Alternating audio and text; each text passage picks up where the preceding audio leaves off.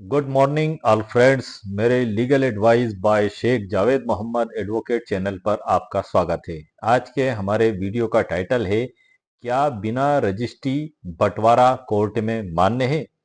काले 1976 और रोशन सिंह 1988 के ऐतिहासिक फैसले। आज के वीडियो में हम जिन महत्वपूर्ण टॉपिकों पर चर्चा करेंगे उसमें इन फैसलों के ऐतिहासिक प्रमाण पर हम चर्चा करेंगे।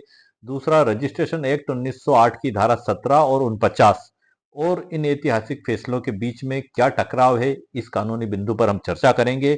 और काले 1976, रोशन सिंह 1988 और रविंद्र ग्रेवाल एक 2020 का एक बड़ा ही लेटेस्ट जजमेंट है सुप्रीम कोर्ट का, जिसमें इन दोनों फैसलों का हवाला दिया गया है। इसमें जो सिद्धांत प्रतिपादित किए गए हैं लैंडमार्क जजमेंट में, उस पर भी हम चर्चा करेंगे। और साक्ष्य के रूप में मान्य किस प्रकार से होंगे, इस पर भी हम चर्चा करेंगे। और अंत में निष्कर्ष।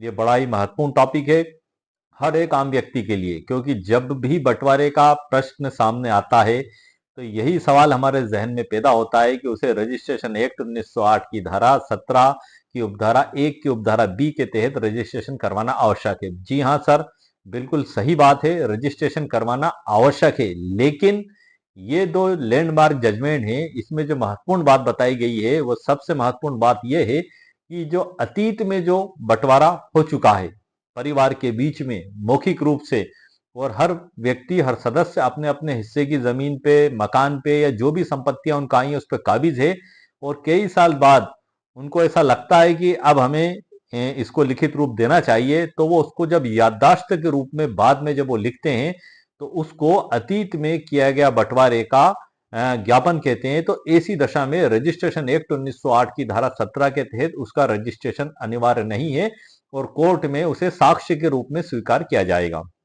धारा 49 जो संपार्श्विक जो साक्ष्य है, जिसे कोलेट्रियल पर्पस से जिसको कहते हैं, उस रूप में वो कोर्ट में ग्राह्य माना जाएगा। एक बड़े ही महत्वपूर्ण लैंडमार्क जजमेंट है जिसमें पूरी डिटेल के साथ ये जानकारी दी गई है। जजमेंट के पैरा 4 में दी गई है, एक के पैरा 6 में दी गई है।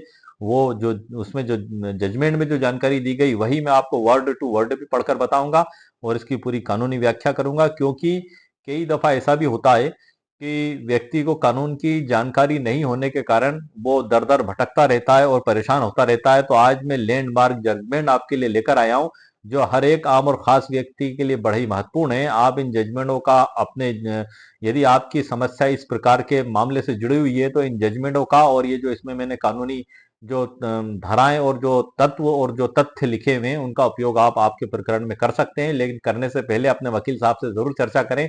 अब मैं आगे की जानकारी आपको ई बुक पीडीएफ के अंदर से दूंगा। ई बुक पीडीएफ की लिंक इस वीडियो के नीचे डिस्क्रिप्शन बॉक्स में मेरे द्वारा दे दी गई है। आइए सर, बड़ा ही महत्वपूर्ण और जबरदस्त वीडियो है। बिना रजिस्ट्री के बंटवारा क्या कोर्ट में मान्य है? कोर्ट में ही हम बात करेंगे सर, क्योंकि हम अगर उसको बनाकर घर में रख लेते हैं तो मान्य और अमान्य होने का सवाल ही नहीं उठता।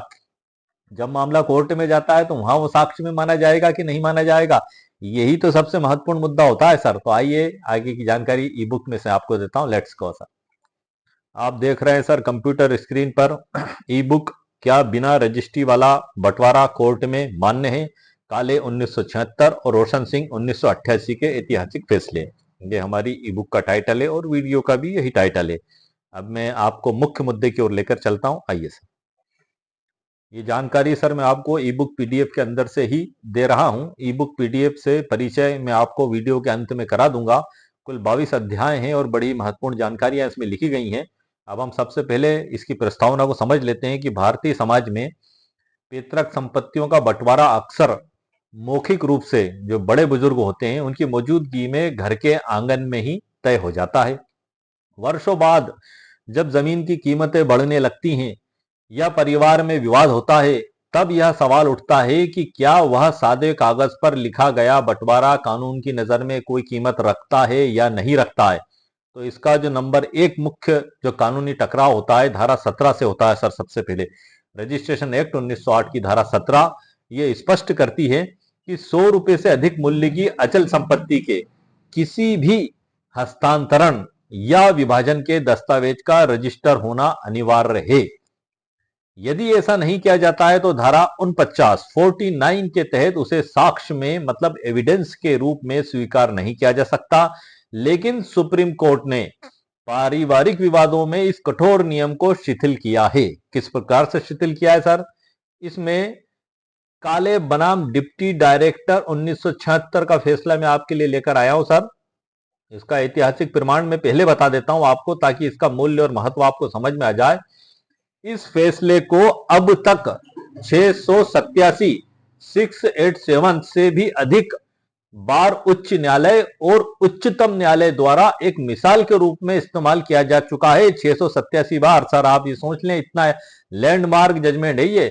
और बेंच की इसकी जो गरिमा है, यह फैसला न्यायमूर्ति सैयद मुर्तजा फजल अली और न्यायमूर्ति VR कृष्ण अय्यर और न्यायमूर्ति रणजीत सिंह सरकारिया की 3 सदस्य पीठ द्वारा दिया गया था।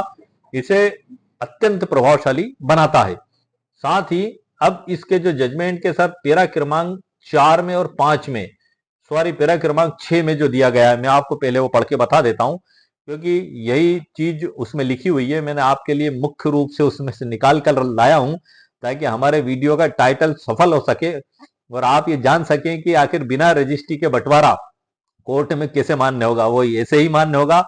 सुनिए सर, आप पैरा क्रमांक 6 क्या कहता है भारत के सर्वोच्च न्यायालय का। ऐसे मामलों में ज्ञापन स्वयं अचल संपत्तियों में किसी भी अधिकार का सृजन या समाप्ति नहीं करता है और इसलिए पंजीकरण अधिनियम की धारा 17(2) के दायरे में नहीं आता है और इसलिए अनिवार्य रूप से पंजीकरण योग्य नहीं है। ये बिल्कुल स्पष्ट कर दिया गया।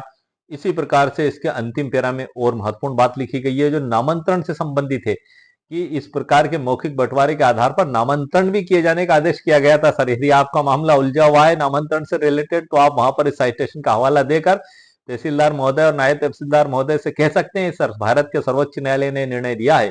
इसमें क्या बताया है सर अंतिम पैरा में, आपके लिए सुनने और समझने वाली बात है। 28 नवंबर 1964 का आदेश बहाल किया जाना चाहिए, एक तो ये कहा सर्वोच्च न्यायालय ने।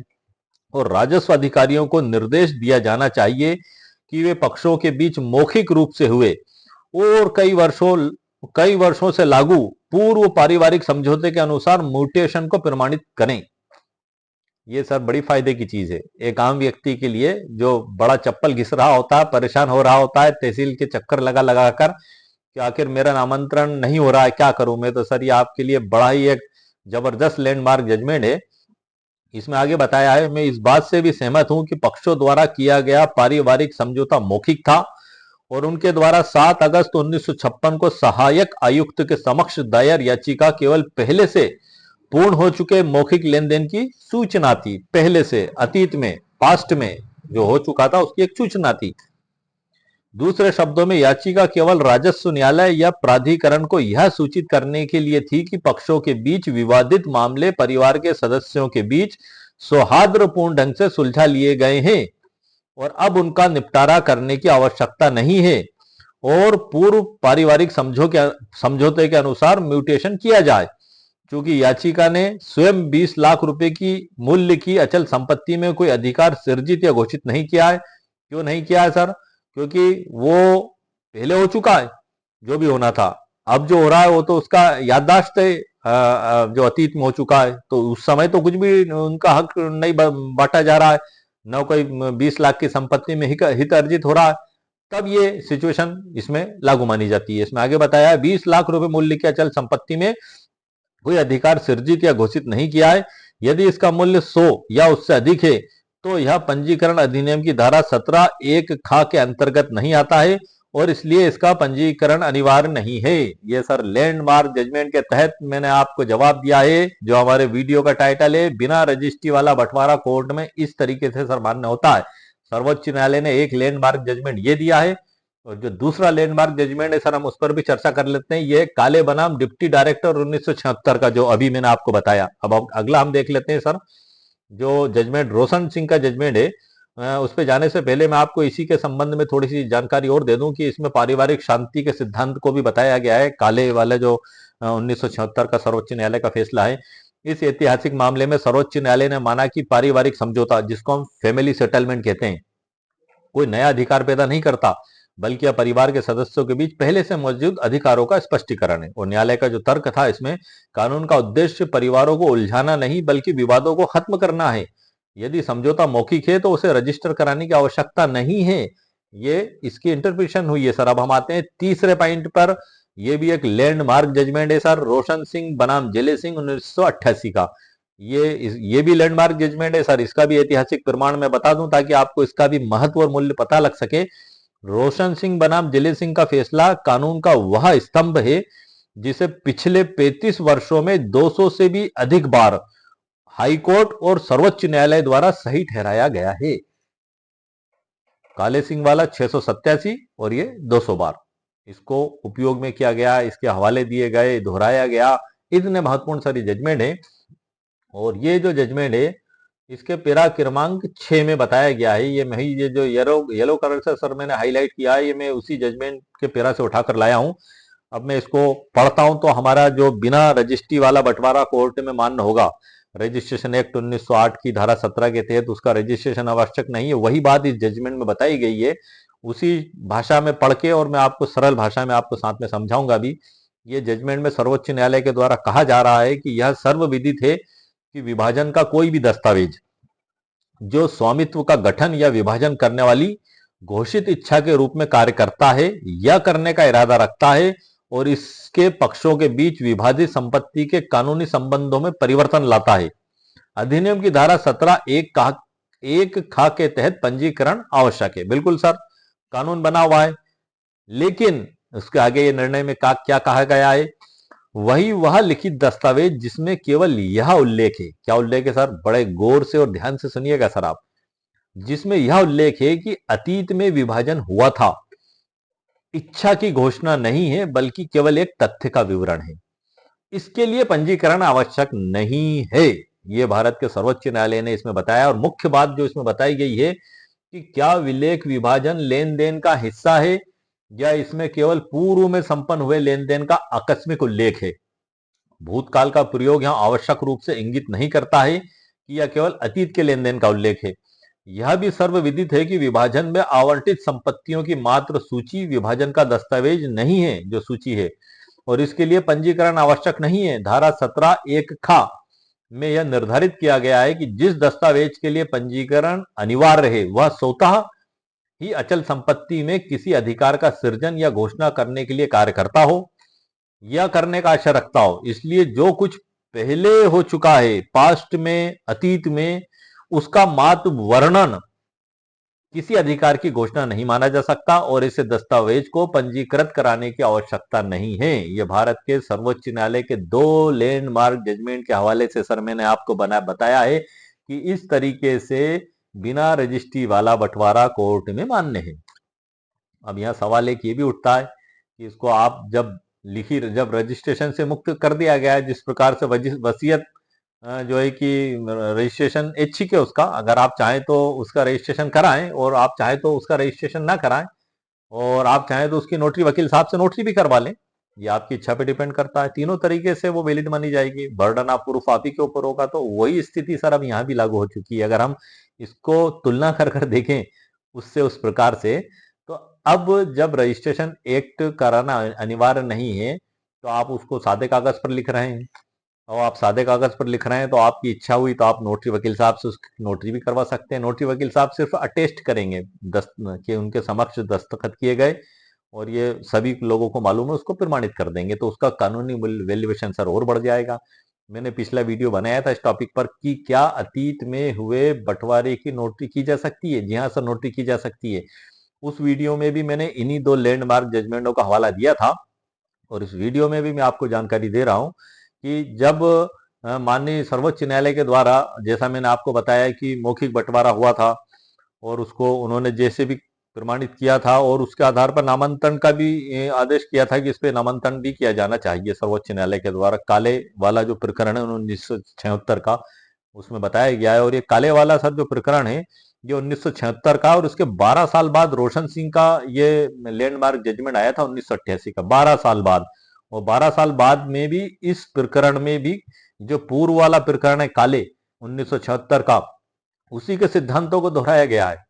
ये सबसे महत्वपूर्ण बात है सर। ये दोनों ही लैंडमार्क जजमेंट बड़े जबरदस्त हैं कि बिना रजिस्ट्री वाला बंटवारा कोर्ट में आप इस आधार पर मान्य करवा सकते हैं। म्यूटेशन तक का सर उसमें बताया पूरी डिटेल, अगर आप देखेंगे तो उसकी डिटेल भी मैंने ई बुक PDF के अंदर पूरी डिटेल भी लिखी हुई है जजमेंट की, और उसकी सरल व्याख्या भी की है। मैं एक स्पेशल वीडियो बनाऊंगा जिसमें दोनों जजमेंटों को अलग अलग मैं पूरी व्याख्या के साथ समझाऊंगा। अभी मैंने हमारा जो टॉपिक है कि बिना रजिस्ट्री वाला कोर्ट में बंटवारा मान्य कैसे होगा, वो इस प्रकार से सर मान्य होगा। अब मैं एक और जजमेंट है जो हमारा रविंद्र ग्रेवाल का 2020 का, उसके बारे में भी मैं आपको जानकारी दे देता हूं, और उसके बाद साक्ष्य के रूप में मान्यता और निष्कर्ष दोनों चीजें हम ई बुक में से देख लेते हैं। आइए सर, ये सर जो अभी मैंने आपको जजमेंट बताया रोशन सिंह का, उसमें कुछ महत्वपूर्ण बातें मैं आपको और बता दूं कि इसमें जो याददाश्त मेमोरेंडम है और बंटवारा विलेख है, पार्टीशन डीड, इसके बीच में अंतर को स्पष्ट किया गया है। ये सबसे बड़ी बात है कि बंटवारा विलेख के बारे में बताया है कि यदि दस्तावेज में लिखा है हम आज ही बंटवारा कर रहे हैं या हम आज ही बांट रहे हैं तो रजिस्ट्रेशन अनिवार्य है। ये इसमें बिल्कुल बताया गया है। दूसरा इसमें बताया याददाश्त, जिसको मेमोरेंडम कहते हैं। यदि दस्तावेज में लिखा है हम पहले ही मौखिक रूप से बंटवारा कर चुके हैं और आज इसे केवल रिकॉर्ड के लिए लिख रहे हैं तो इसे रजिस्ट्रेशन की आवश्यकता नहीं है। ये बस आप ये मोटे मोटे तौर पे बात समझ लें। अब हम तीसरा जजमेंट देख लेते हैं सर, हमारे वीडियो के टाइटल से रिलेटेड है। 31 जुलाई 2020 का है ये। रविंद्र कौर ग्रेवाल बनाम मंजीत कौर समतुल्य जो है AIR 2020 supreme court 3799 AIR line 2020 SC 669। इसमें जो अलग अलग पेराओं में बताया, पेरा 11, 12, 13 में, तो मैंने इसमें लिखा हुआ है उन्हीं पेराओं के हवाले से कि इसमें यह स्पष्ट किया गया है कि यदि दस्तावेज अतीत की घटना है तो उसके पंजीकरण की आवश्यकता नहीं है सर। और पेरा 16 में भी इसमें बताया गया है काले का जो प्रकरण है सर हमारा 1976 का, उसका भी हवाला इस जजमेंट में दिया गया है। ये कितने सर 2020 का है। अब आप अंदाजा लगा ले, 76 से 20, मतलब आप 76 से 20 तकरीबन 45 साल, 45 साल के बाद भी इस काले वाले जजमेंट का हवाला ये 2020 के फैसले में सर दिया गया। आप इन लैंडमार्क जजमेंटों की महत्वता और आप वो समझ सकते हैं इसका महत्व। और इसके पेरा 16 में भी कहा है कि काले 1976 के उन 6 प्रस्तावों को दोबारा दोहराया गया है जिन्हें आपने पहले पढ़ा है। तो ये चीज तो सर हमारी स्पष्ट हो गई। और आपके सवाल का मुकम्मल कानूनी जवाब, कानून के तहत रजिस्ट्रेशन एक्ट 1908 की धारा 17 और 49 के साथ ही सुप्रीम कोर्ट के 3 लैंडमार्क जजमेंटों के हवाले के साथ मैंने आपको दे दिया है। अब इसकी साक्ष्य के रूप में मान्यता पर भी हम चर्चा कर लेते हैं, जो हमारा 5वां पॉइंट है, कोलेट्रियल पर्पस। रोशन सिंह केस में कोर्ट ने स्पष्ट किया कि भले ही दस्तावेज अनरजिस्टर्ड हो लेकिन इसे समपार्श्विक उद्देश्यों जिसे कोलेट्रियल पर्पस के लिए इस्तेमाल किया जा सकता है। इसका मतलब यह है इसका मतलब यह है कि यह साबित करने के लिए यह कागज कोर्ट में दिया जा सकता है। क्या साबित करने के लिए? नंबर 1, पक्षकारों के बीच संयुक्त परिवार की स्थिति खत्म हो चुकी है। नंबर 2, कौन सा पक्ष किस हिस्से पर काबिज है कब्जे के ऊपर। और नंबर 3, पक्षकारों के बीच अलग अलग रहने का इरादा। ये तीनों चीजें साबित करने के लिए कोर्ट में इसको इस्तेमाल किया जा सकता है। और अंत में सर निष्कर्ष हम देख लेते हैं। बिना रजिस्ट्री वाला बंटवारा कोर्ट में पूरी तरह मान्य हो सकता है बशर्ते उसे सावधानी से याददाश्त पत्र के रूप में तैयार किया गया हो। रोशन सिंह 1988 का मामला उन लोगों के लिए सुरक्षा कवच है जो पुराने पारिवारिक समझौतों को बचाना चाहते हैं। तो ये इसका सर अंत का निष्कर्ष है। और इसमें एक विशेष टिप भी मैंने लिखी है कि कोर्ट में जीत इस बात पर निर्भर नहीं करती कि कागज कितना कीमती है, बल्कि इस पर निर्भर करती है कि आपने उस कागज को प्रस्तुत कैसे किया है। यदि आप इसे पार्टीशन डीड कहेंगे तो हार जाएंगे। यदि इसे मेमोरेंडम कहेंगे और रोशन सिंह केस का और काले 1976 के केस का हवाला देंगे तो आप जीत जाएंगे। ये बड़ी महत्वपूर्ण पॉइंट इसमें सर मैंने लास्ट में लिखा है। और उसके बाद सर फिर रोशन सिंह के केस का परिचय भी है। मैं आपको आगे बढ़ने से पहले शॉर्ट में रजिस्ट्रेशन एक्ट जो 1908 है उसकी धारा जो 49 है उसको एक उदाहरण से मैं समझा देता हूं क्योंकि ये हमारा समपार्श्विक उद्देश्य से इसको ग्रहण किया जाना बताया गया है, कोलेट्रियल पर्पस। तो वो मैंने इस ई बुक PDF के अंत में उसको लिखा हुआ है, मैं वहीं से उसकी जानकारी आपको देता हूं क्योंकि उस उदाहरण से आपको बहुत कुछ समझ में आ जाएगा। फिर मैं आगे की जानकारी आपको दे दूंगा। 1960 की बड़ी ही महत्वपूर्ण धारा है और इसे हम एक जादुई अपवाद भी कह सकते हैं। ये इसको हम एक चोर दरवाजा भी कह सकते हैं कि विपरीत परिस्थितियों में बड़ा काम कर जाता है व्यक्ति के केस को जीतने में। कि धारा 49 में एक परंतु एक प्रोविजो है जो डूबते को तिनके का सहारा देता है। और कानून कहता है कि भले ही कागज अनरजिस्टर्ड हो, उसे दो कामों के लिए सबूत माना जा सकता है। नंबर एक, विशिष्ट पालन, दूसरा समपार्श्विक समव्यवहार। विशिष्ट पालन मतलब स्पेसिफिक रिलीफ। ये इसका मतलब क्या हुआ ये भी सर मैं बता देता हूं। यदि आपने सौदा किया और दूसरा पक्ष मुकर गया तो उस कागज को आधार बनाकर आप सौदा पूरा करने का केस कर सकते हैं। समपार्श्विक समव्यवहार, कोलेटरल पर्पस ट्रांजेक्शन, यह सबसे महत्वपूर्ण है। आप इस कागज से मालिकाना हक तो साबित नहीं कर सकते, लेकिन अपना कब्जा या पोजीशन आप साबित कर सकते हैं। एक सरल उदाहरण से मैं आपको समझा देता हूं। ये उदाहरण, ये परिभाषाएं आपको बुक में नहीं मिलेंगी सर, ये मेरे ई बुक पीडीएफ में ही मिलेंगी सिर्फ आपको। एक सरल उदाहरण ले लेते हैं। मान लीजिए कि भाई आ ने भाई बा के साथ एक सादे कागज पर बंटवारा किया और अपना हिस्सा ले लिया और रजिस्ट्री नहीं कराई। नुकसान, 10 साल बाद आ मुकर गया भाई जो है, अब बा कोर्ट में उस सादे कागज को यह कहने के लिए इस्तेमाल नहीं कर सकता कि देखो मैं इस जमीन का मालिक हूं, धारा 49 यह रास्ता बंद कर देती है। यहां तक तो स्थिति क्लियर हो गई सर। बचाओ, लेकिन बा उस कागज को यह दिखाने के लिए उपयोग कर सकता है कि साहब मैं 10 साल से यहां काबिज हूं और मेरा कब्जा इस कागज की वजह से शुरू हुआ था। इसे ही कोलेट्रियल पर्पस मतलब समपार्श्विक उद्देश्य कहते हैं। ये मैंने बड़े सरल उदाहरण से सर आपको बताया है। और ये धारा 49 रजिस्ट्रेशन एक्ट 1908 की, इस पे मैं स्पेशल वीडियो आपके लिए अलग बनाऊंगा। ये सारी जानकारी सर ई बुक पीडीएफ के अंदर से ही दे रहा हूँ। इसकी लिंक वीडियो के नीचे डिस्क्रिप्शन बॉक्स में मेरे द्वारा दे दी गई है। पिछले वीडियो में मैंने आपको ड्राफ्टिंग के बारे में भी बताया था कि याददाश्त जो आप पारिवारिक बंटवारे की ड्राफ्टिंग करेंगे वो कैसे करेंगे, उसकी भी ड्राफ्टिंग इसी बुक पीडीएफ के अंदर ही दी गई है। 199 रुपीज कीमत इसकी मेरे द्वारा रखी गई है। यदि आपको आवश्यकता महसूस होती है तो आप इसको खरीद भी सकते हैं। अब मैं आपको वापस वहीं लेकर चलता हूं जब मैं छोड़ा था पिछले टॉपिक पे, और उसके बाद फिर मैं इसकी ड्राफ्ट भी आपको बता दूंगा। आइए सर। अब इसमें सर जो रोशन सिंह का जो केस है उसका जो मुख्य तो मैंने आपको पढ़ के बता ही दिया है, लेकिन उसको हम समझ लेते हैं याददाश्त बनाम बंटवारा विलेख में कि सुप्रीम कोर्ट ने स्पष्ट किया है कि हमें दस्तावेज की शब्दावली देखनी होगी कि उसमें आखिर लिखा क्या गया है। यदि दस्तावेज कहता है कि बंटवारा आज ही किया जा रहा है तो यह पार्टीशन डीड है और रजिस्ट्रेशन इसका अनिवार्य है। लेकिन यदि दस्तावेज यह कहता है कि बंटवारा पहले मौखिक रूप से ओरली हो चुका है और यह कागज केवल उसकी याददाश्त के लिए लिखा जा रहा है तो यह केवल मेमोरेंडम है और इसके लिए रजिस्ट्रेशन की आवश्यकता नहीं है। ये इसमें बताया गया है। इसमें सद्भावना और शांति के बारे में भी ये समपार्श्विक साक्ष्य धारा 49 है। मैंने अभी आपको उसको सरल उदाहरणों से समझा दिया, उसी के बारे में इसमें और कुछ भी लिखा हुआ है। और जो है कि अतीत के मौखिक बंटवारे की याददाश्त नामे की ड्राफ्ट कैसी होगी सर, मैं इस वीडियो में आपको बता देता हूं। क्योंकि जब हम चर्चा इसी बात पर कर रहे हैं कि बिना रजिस्ट्री वाला बंटवारा कोर्ट में मान्य है या नहीं, तो आखिर उस बिना रजिस्ट्री वाले बंटवारे को लिखा कैसे जाएगा हम ये भी समझ लेते हैं। ये स्पेशल ड्राफ्ट मैंने आपके लिए ई बुक पीडीएफ में तैयार करके रखी है। यदि आपको आवश्यकता महसूस होती है इसे बंटवारा लिखने की तो आप इसका सहारा ले सकते हैं। इसमें वो मैंने महत्वपूर्ण पॉइंट बताए हैं, उन पॉइंटों को आप उसमें जरूर लिखें। और इसको मैंने पूरे कानून के तहत और सर्वोच्च न्यायालय के फैसलों को ध्यान में रखते हुए तैयार किया है ताकि ये आपको आपकी प्रॉब्लम को सॉल्वेशन कर सके। एक कोशिश है सर, ये दावा नहीं है। और आप चाहें तो उसकी नोटरी भी करा सकते हैं नोटरी वकील साहब के समक्ष। क्यों? क्योंकि ये अतीत में हुए बंटवारे का आपने लेख लिखा हुआ है। इसके समर्थन में आपको शपथ पत्र भी सर लगाना होगा। यदि आप तहसीलदार साहब के समक्ष नामांतरण का आवेदन देते हैं या कहीं भी आप नामांतरण का आवेदन देते हैं तो सपोर्ट में एफिडेविट भी लगेगा। उसकी भी ड्राफ्ट मैंने तैयार करके रखी है। तो मैं आपको पहले बता दूं ड्राफ्टिंग इसकी सर मैंने पिछले वीडियो में भी बताई थी, लेकिन वो ड्राफ्टिंग कुछ अलग तरीके की थी।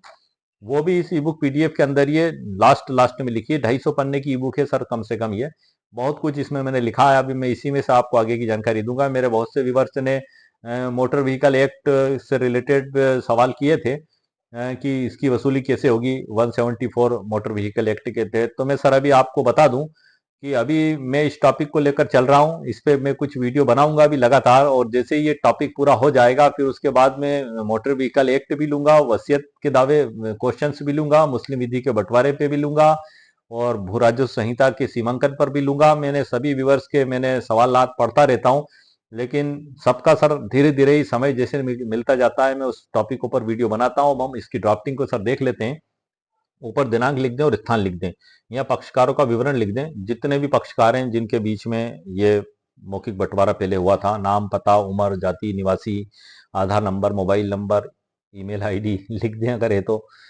इसमें घोषणा घोषणा और पुष्टि, डिक्लेरेशन ऑफ ट्रूथ, हम सभी पक्षकार आज दिनांक तारीख आज की डलेगी को यह सत्य घोषित करते हैं कि नंबर 1, यह कि हम सभी पक्षकार एक ही संयुक्त हिंदू परिवार के सदस्य हैं और हमारे पिता मतलब पूर्वज स्वर्गीय, उनका नाम यहाँ आपको लिखना होगा, के समय से ही हम पैतृक संपत्ति के संयुक्त स्वामी रहे हैं। नंबर दूसरा फिर आएगा ड्राफ्टिंग का, यह कि आज से लगभग, मैंने जगह छोड़ दी है, अब लगभग कितने साल पहले आपका हुआ था वो आपको सर यहाँ लिखना है। वर्ष पूर्व हमारे बुजुर्गों और स्थानीय पंचायत की मौजूदगी में परिवार की सुख शांति हेतु मौखिक रूप से, कोष्टक में ओरल लिखा हुआ है मैंने इंग्लिश में, संपत्ति का पूर्ण बंटवारा कर दिया गया था।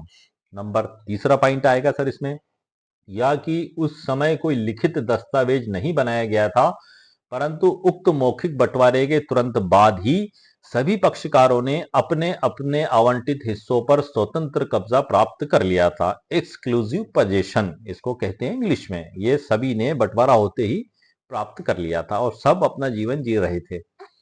चौथा पैरा आएगा सर इसका, यह कि पिछले जो वर्ष हैं, जो पहले हुआ था 10 साल, 15 साल, 20 साल, 8 साल, वर्षों से हम सभी पक्षकार अपने अपने हिस्सों पर स्वतंत्र रूप से खेती आबलिक निवास कर रहे हैं और राजस्व रिकॉर्ड में भी पृथक रूप से काबिज हैं। हमारे बीच अधिकारों का कोई विवाद शेष नहीं है। ये चौथा पैरा हो गया सर। अब पांचवा पैरा हम देख लेते हैं इसका, यह कि वर्तमान में भविष्य की स्पष्टता हेतु हम आज इस याददाश्त पत्र के माध्यम से उस अतीत में हुए मौखिक बंटवारे की केवल पुष्टि कन्फर्मेशन कर रहे हैं। यह दस्तावेज आज कोई नया बंटवारा नहीं कर रहा है, बल्कि पहले से चली आ रही वास्तविक स्थिति को केवल रिकॉर्ड कर रहा है, जैसा कि रोशन सिंह बनाम जिले सिंह 1988 में माननीय उच्चतम न्यायालय द्वारा मान्य किया गया है। और काले सिंह का भी आप लिख सकते हैं। उसके बाद आएगा सर संपत्ति विवरण, शेड्यूल ऑफ प्रॉपर्टी, खसरा नंबर, रकबा, दिशा और चतुर्थ सीमा, पूरी प्रॉपर्टी जिसके बारे में हम लिख रहे हैं। और अंत में आएगा पक्षकारों के हस्ताक्षर, अंगूठा और इधर 2 गवाह के नाम आ जाएंगे सर। तो ये हो गया सर हमारा अतीत में हुए उसका, यदि हमें लिखने की आवश्यकता पड़ती है तो उसकी ड्राफ्ट हो गई सर ये। और इसमें लिखा हुआ है इस ड्राफ्ट के साथ एडवोकेट टिप। वो टिप क्या है, बड़ी महत्वपूर्ण है आपके लिए, मैं आपको बता देता हूं। इस मेमोरेंडम को तैयार करते समय भाषा भूतकाल पास्ट टेंस में ही रखें। नंबर 1 टिप है आपके लिए। या ना कहें कि हम आज ही बांट रहे हैं, बल्कि कहें कि हम बटे हुए हैं और आज उसे कागज पर ला रहे हैं। मतलब हम बटे हुए हैं पहले से ही और आज उसे कागज पर हम ला रहे हैं। यही बारीकी आपके दस्तावेज को रजिस्ट्रेशन की अनिवार्यता से बचाती है। ग्रामीण क्षेत्रों में जैसे तहसील या पटवारी कार्यालय में आप ले लें, जैसे कि तहसील या पटवारी कार्यालय हुआ, इसमें नामांतरण या रिकॉर्ड दुरुस्ती के लिए प्रक्रिया थोड़ी अलग होती है, शहरी क्षेत्रों में अलग होती है। इन आवेदनों के साथ एफिडेविट भी लगाया जाता है, वो ड्राफ्ट भी मैं आपको बताने जा रहा हूँ। और हमें भू राजस्व संहिता के नियमों का पालन भी करना होगा। अब ग्रामीण जो कृषि भूमि के लिए इसके साथ जो एफिडेविट लगेगा समर्थन में, ये तो आपने डिक्लेरेशन कर ली सभी परिवार के सदस्यों ने, अब आप सब अपना अपना एफिडेविट भी लगाएं, उसकी भी आप नोटरी वकील साहब से नोटरी करवा लें। उसकी ड्राफ्टिंग क्या होगी, समक्ष तहसीलदार आबलिक नायब तहसीलदार महोदय तहसील जिला, जो भी आप किए आप उसको लिख लें। उसके बाद फिर नंबर 1 पॉइंट में आएगा, मैं पक्षकार पूरा नाम, पिता, उम्र, जाति, निवासी, आधार नंबर, मोबाइल नंबर सब कुछ लिख लें आप यहाँ। निम्नलिखित कथन करता हूँ। क्या कथन करता हूँ, नंबर 1, यह कि मैं ग्राम, जिस भी गांव के आप निवासी हैं पूरी डिटेल के साथ उसका नाम पता लिख दें, हल्का नंबर, पटवारी हल्का नंबर, तहसील जिला, स्थित खसरा नंबर और रकबा, हेक्टेयर वाली कृषि भूमि का सह खातेदार और स्वामी हूं। ये नंबर 1 हो गया शपथ पत्र की शपथ। दूसरा होगा, मैं शपथ पूर्वक सत्य कथन करता हूं कि इसमें सर मैंने मैं शपथ पूर्वक नहीं लिखा है, लेकिन आप इसके आगे लगा लेना। मैं शपथ पूर्वक सत्य कथन करता हूं कि उक्त भूमि हमारे परिवार की संयुक्त पैतृक संपत्ति है, जिसका आज से लगभग वर्ष, जो भी वर्ष आपने जो उसके ड्राफ्टिंग में लिखा हुआ है याददाश्त बंटवारे नामे में, वही वर्ष आपको इसमें लिखना है। वर्ष पूर्व हमारे बुजुर्गों एवं ग्राम पंचायत की उपस्थिति में मौखिक पारिवारिक बंटवारा हो चुका है। नंबर तीसरा पैरा आएगा, यह कि मैं शपथ पूर्वक सत्य कथन करता हूं कि उक्त मौखिक बंटवारे के उपरांत हम सभी पक्षकार अपने अपने हिस्से पर पृथक पृथक रूप से काबिज हैं और स्वतंत्र रूप से कृषि कार्य कर रहे हैं। मेरा कब्जा खसरा नंबर जो भी है उसकी चतुसीमा भी आप लिख दें, उत्तर दक्षिण पूर्व पश्चिम दिशा वाले रकबे हिस्से पर है।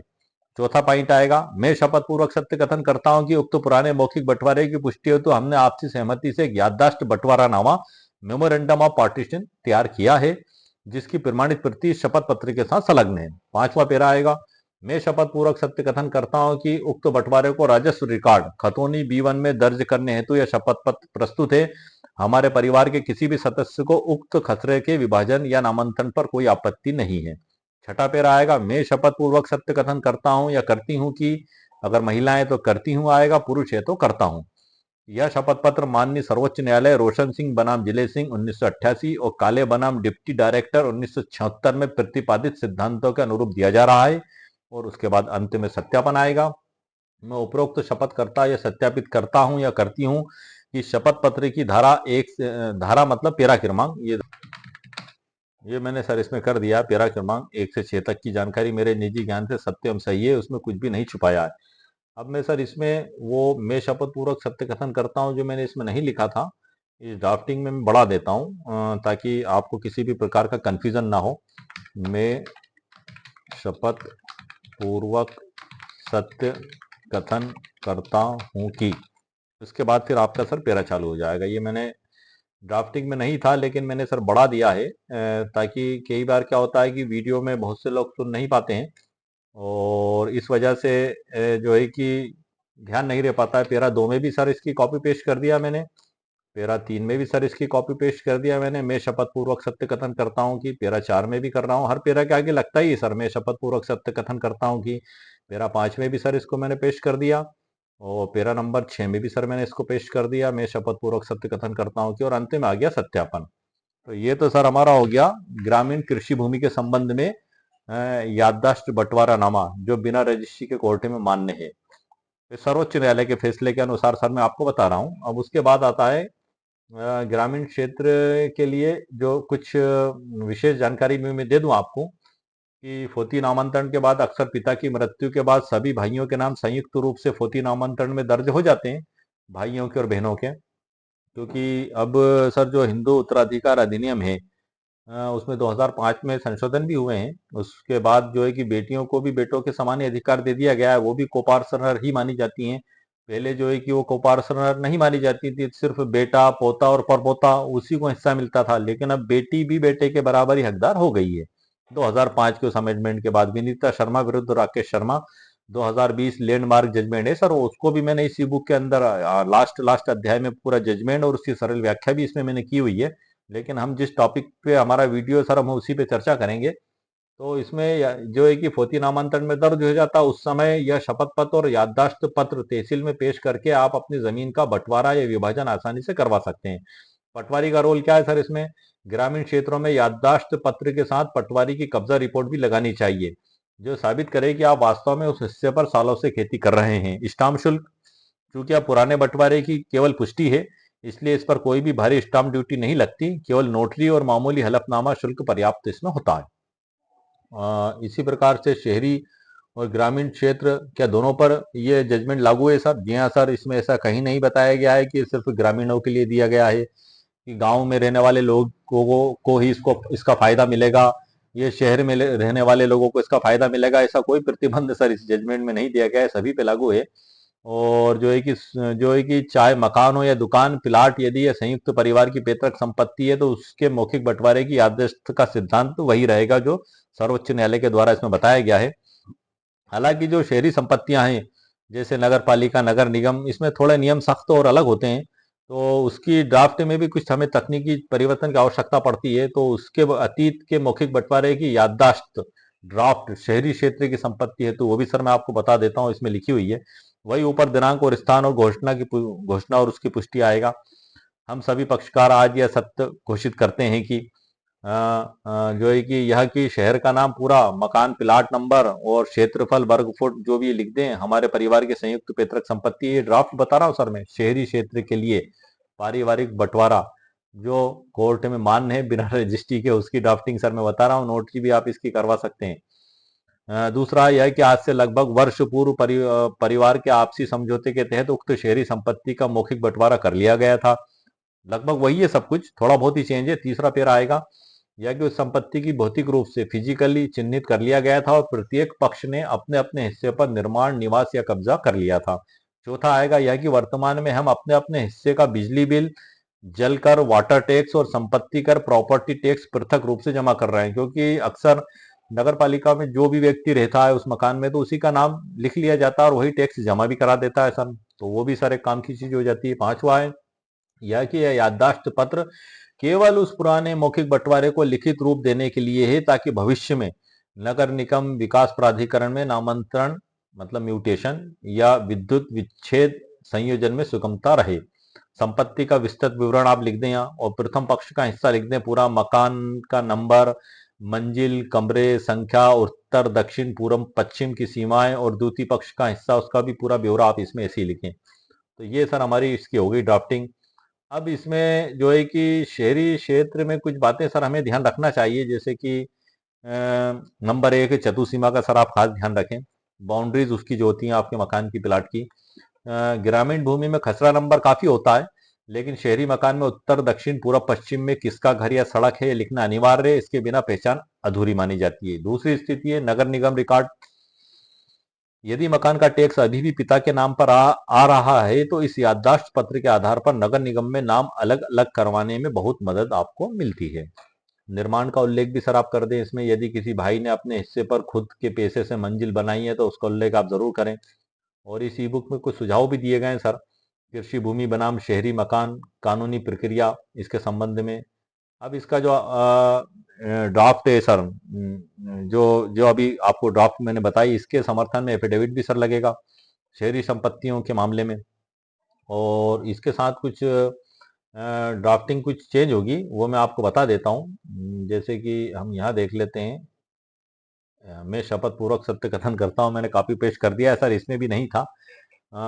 ऊपर तो समक्ष आयुक्त आबलिक अधिकारी नगर निगम और नगर पालिका, नोटरी वकील साहब से नोटरी करवाना होगी सर। आप कमिश्न जो शपथ आयुक्त होते हैं उनसे आप इसकी नहीं करवाना है, वो मान्य नहीं होगी, वो सिर्फ कोर्ट के लिए ही मान्य होती है। शपथ आयुक्त जो कोर्ट में बयान पेश किए जाते हैं वकील साहब के द्वारा पक्षकारों के, वहां वो लागू होती है। बाहर में नोटरी वकील साहब की नोटरी ही सर लागू होगी, वही मानी जाएगी।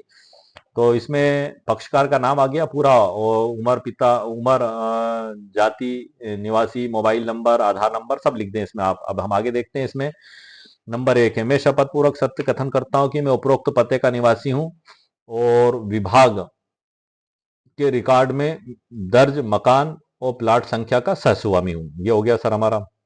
दूसरा पेरा में ये कॉपी पेस्ट कर दिया सर मैंने, मैं शपथ पूर्वक सत्य कथन करता हूं कि उक्त अचल संपत्ति हमारे परिवार की संयुक्त पैतृक संपत्ति है, जिसका आज से लगभग वर्ष पूर्व हमारे पूर्वजों की उपस्थिति में मौखिक पारिवारिक बंटवारा हो चुका है। तीसरा है, ये भी सर मैं शपथ पूर्वक सत्य कथन करता हूँ, ये कॉपी पेस्ट कर रहा हूँ सर मैं इसमें, ये रह गया था इसमें।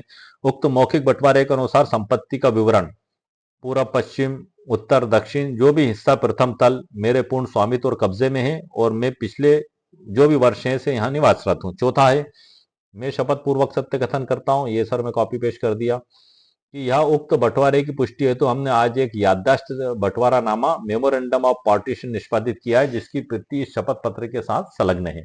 चौथा, पांचवा जो पेरा है शपथ पत्र का, वही आपको मैं शपथ पूर्वक सत्य कथन करता हूं, अगर महिला है तो करती हूं, कि उक्त बंटवारा पूर्णतः आपसी सहमति से हुआ है और परिवार के किसी भी सदस्य को मेरे हिस्से के नामांतरण पर कोई आपत्ति नहीं है।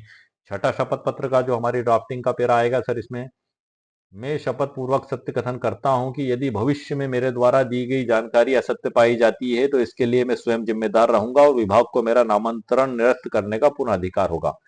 और अंत में आएगा सर सत्यापन। मैं उपरोक्त शपथ करता है सत्यापित करता हूं कि शपथ पत्र की ये थोड़ा सा इसको सही कर देता हूँ सर, धारा गलती से टाइप हो गया, वो पेरा है, वो पेरा पेरा पेरा क्रमांक 1 से 6 तक की जानकारी मेरे निजी जानकारी से सत्य एवं सही है, ईश्वर मेरी मदद करे। दिनांक, स्थान और शपथकर्ता के हस्ताक्षर। और ये जो सर बुक कंटेंट भी इसमें दिए गए हैं, उसके बारे में भी मैंने इसमें लिखा हुआ है। इसमें भी जो हमारी कुछ कानूनी बारीकियां हैं 3-4 इसमें मैंने लिखी हैं, जो आपको ई बुक की विशेषता के बारे में बताती हैं। नंबर एक है नोटरी का महत्व। शहरी क्षेत्रों में इस शपथ पत्र को कार्यपालक मजिस्ट्रेट, एग्जीक्यूटिव मजिस्ट्रेट या नोटरी पब्लिक से सत्यापित करवाना जरूरी है ताकि इसकी कानूनी औपचारिकता पूरी हो सके। वो मैंने आपको वीडियो के बीच में ही बता दिया था नोटरी वकील साहब से। अनापत्ति एनओसी, यदि संभव हो तो सभी भाइयों का एक ही संयुक्त शपथ पत्र बनवाएं। इससे विभाग को यह संतुष्टि हो जाती है कि कोई भी इस बंटवारे से इनकार नहीं कर रहा है।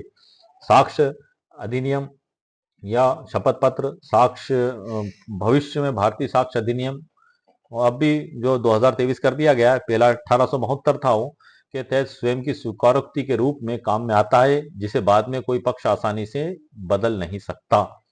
और उसके बाद फिर हमारा यहाँ से जजमेंट चालू होता है। तो आज के इस वीडियो में सर मैंने आपको मुकम्मल कानूनी जानकारी प्रदान कर दी है और मैंने ड्राफ्टिंग भी सर आपको बता दी आज के इस वीडियो में कि यदि आप ऐसा बंटवारा बनाना चाहते हैं जो रजिस्ट्री के बिना भी कोर्ट में मान्य हो तो वो किस प्रकार से होगा।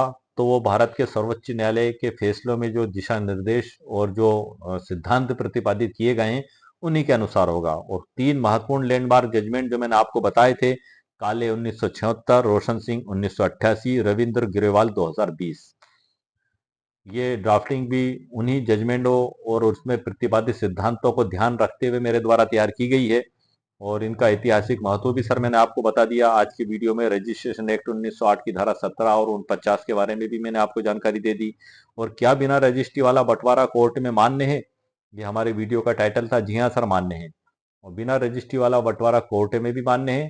और इस अतीत में हुए पारिवारिक बंटवारे को यदि आप याददाश्त बंटवारे नामे के रूप में लिखते हैं तो नोटरी वकील साहब से उसकी नोटरी भी करवाई जा सकती है। कई नोटरी वकील साहब ने मुझसे सवाल किया था कि क्या अतीत में हुए बंटवारे की नोटरी की जा सकती है। जी हाँ सर, बिल्कुल की जा सकती है। वो यही आधार है जो लैंडमार्क जजमेंट मैंने आपको इस वीडियो में बताए, उस वीडियो में भी मैंने यही लैंडमार्क जजमेंट आपको बताए थे तीनों। इनके हवाले से ही अगर नोटरी वकील साहब के द्वारा नोटरी की जाती है तो वो कानूनी रूप से सही होगी। क्यों? क्योंकि उस समय जो लिखा जा रहा है ये याददाश्त के रूप में, उस समय कोई भी हक का ट्रांसफर नहीं हो रहा। यदि उसी समय टाइटल ट्रांसफर होता तो फिर उसका रजिस्ट्रेशन एक्ट 1908 की धारा 17 के तहत रजिस्ट्रेशन अनिवार्य हो जाता।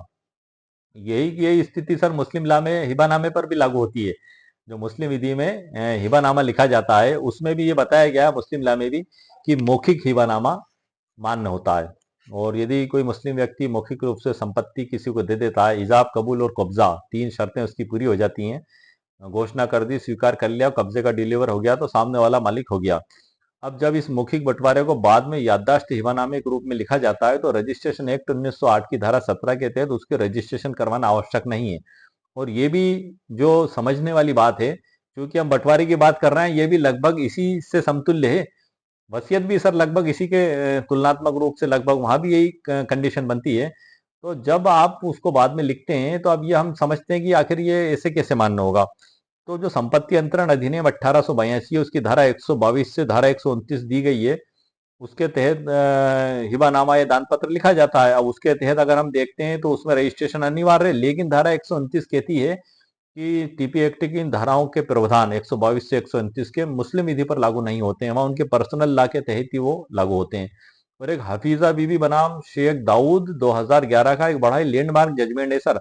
उसमें सर्वोच्च न्यायालय ने बताया है कि अगर रजिस्ट्रेशन नहीं भी है उसका, वो बंटवारा लिखित है और सेम डे में किया गया है सब कुछ, तो भी वो कानूनी रूप से मान्य है। सर्वोच्च न्यायालय का बड़ा ही लैंडमार्क जजमेंट है सर।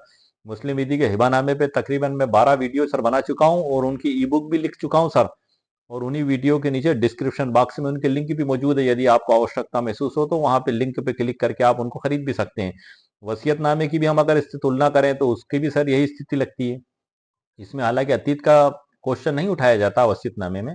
वसीयत में ये बताया गया है कि वो ऐच्छिक है। आप चाहें तो रजिस्ट्रेशन एक्ट 1908 की धारा 17 के तहत आप उसका रजिस्ट्रेशन करवा लें, और नहीं करवाते हैं तो नोटरी करवा लें, नोटरी नहीं करवाते हैं तो लिख के हाथ से घर पे रख लें। लेकिन बर्डन ऑफ प्रूफ सर बदलाता जाता है। आप हाथ से घर पे रखेंगे, साबित करने का बहुत कुछ भार आप पर रहेगा। नोटरी वकील से करवाया कुछ कम हो जाएगा, रजिस्ट्रेशन एक्ट के तहत रजिस्टर्ड करवा लिया तो और भी बहुत कुछ ही कम हो जाएगा। क्यों? क्योंकि अच्छा, एक तो उसकी कॉपी हमेशा रजिस्टर ऑफिस में रिकॉर्ड में रहती है वसीयत की। नोटरी वकील साहब को उनको संभाल के रखना पड़ेगी, वो ओरिजिनल नोटरी वकील साहब भी नहीं रखेंगे संभाल के, आप ही को दे देंगे, आप ही को रखना है। अब यदि घर में परिवार में कुछ लड़ाई झगड़ा हुआ, किसी ने उसको फाड़ दी तो वो रिकॉर्ड आपका नष्ट हो गया ओरिजिनल, फिर नोटरी वकील साहब से आपको उसकी ट्रू कॉपी बनवाना होगी।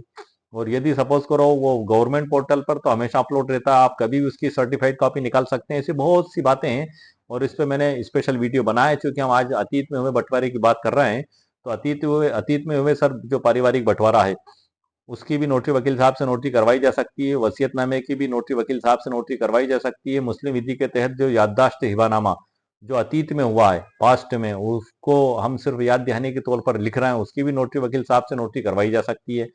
और इसी प्रकार से जो गोदीनामा का सवाल अक्सर उठता है सर, बहुत से नोटरी वकील साहब उसकी नोटरी कर देते हैं।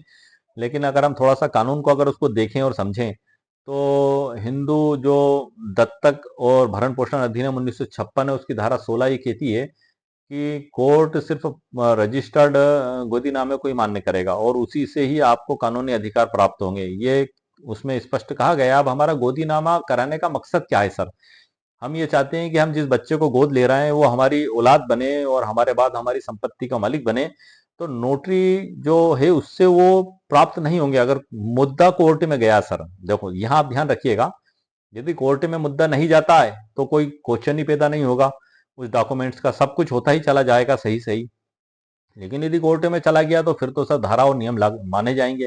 धारा 16 भी देखी जाएगी इसकी, हिंदू दत्तक ग्रहण और भरण पोषण अधिनियम 1956 की, कि रजिस्टर्ड है तो कोर्ट मानेगा वरना नहीं मानेगा। मतलब कोर्ट में अगर आपने रजिस्टर्ड पेश कर दिया तो कोर्ट ये मानेगा कि हाँ ये गोदीनामा हुआ है और ये विधि अनुसार इनका पुत्र है। उसको साबित करने की जरूरत नहीं है, वो दस्तावेज सिर्फ साबित कर देगा।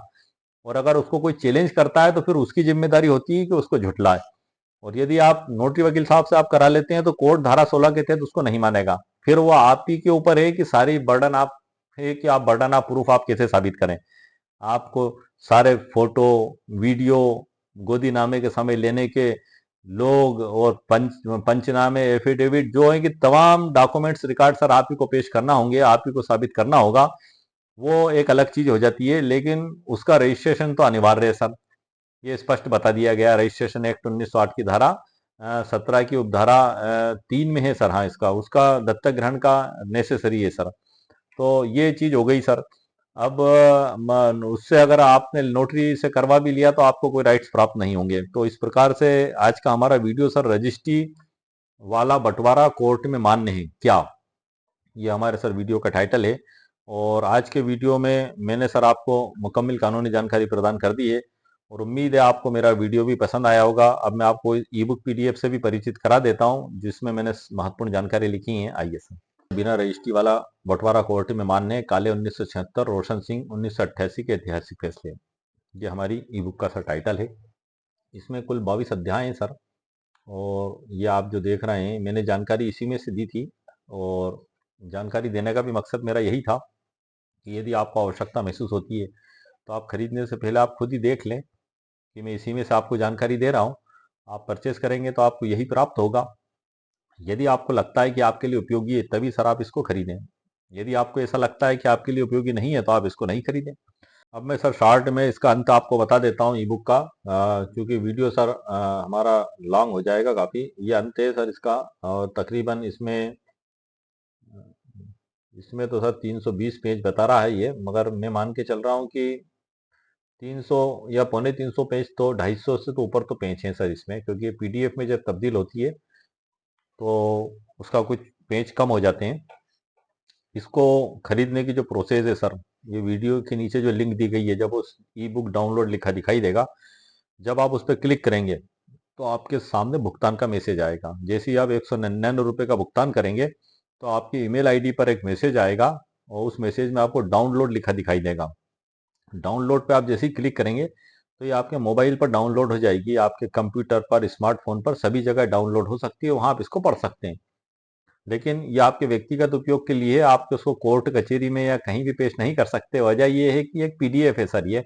लेकिन ये प्रॉब्लम सॉल्यूशन ई बुक है, ये प्रॉब्लम सॉल्यूशन पीडीएफ है। ये कॉम्बिनेशन, ये उदाहरण, ये आपको बुक में नहीं मिलेंगे सर।